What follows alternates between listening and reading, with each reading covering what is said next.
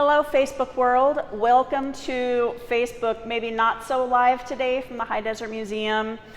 We are in the exhibit Infinite Moment, Burning Man on the Horizon, and since there's very little Wi-Fi signal in here, it's pre-recorded today. But I'm here with one of the co-curators of the exhibit, Dustin, and we're going to give you a little peek and insight into this amazing exhibit.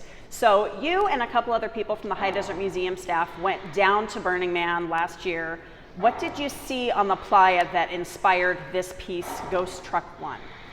So, one of the pieces that Burning Man is kind of really well known for are the mutant vehicles or the art cars roaming out on the playa, and they're indescribable as the sun goes down and they start to light up and people start to congregate around them, and they're interactive.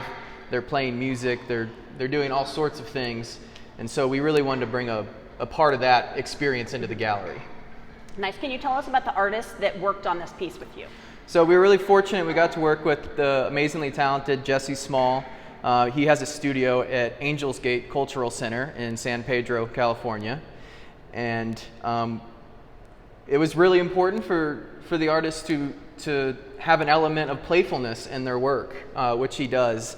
And that kind of comes across in the truck, which is actually titled Ghost Truck 1, and his 5-year-old son titled it. So. Sweet. Nice. Yeah.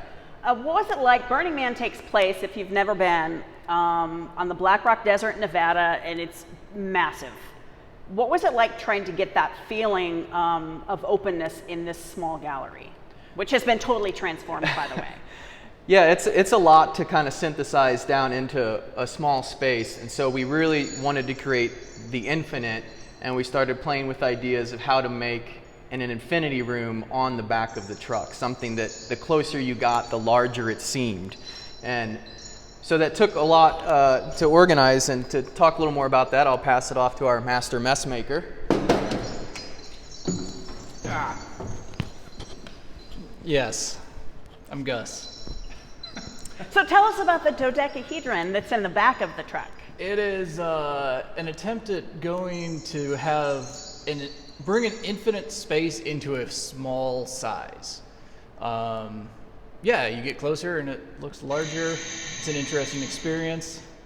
What were the proofs made out of? Because you must have done proofs before. We definitely did a full-size mock-up using foam core board, and then for the actual math on it, made a much smaller wood one. Okay. Yeah. Nice. So. It's a favorite. It's a favorite here. Is there anything else that the two of you want to share about your experience at Burning Man or this particular exhibit that's been very popular since it opened? It's just a really interesting, fun thing to have worked on. Anything else, Dustin? And I'll say, when we do get to reopen and get everybody back down here, we just want people to come in and experience. One, it's a fantastic exhibit, and just to come back to the High Desert Museum. And also, Burning Man is such a unique experience to have, and it happens here in the High Desert region, and we're just fortunate to bring a little part of it here.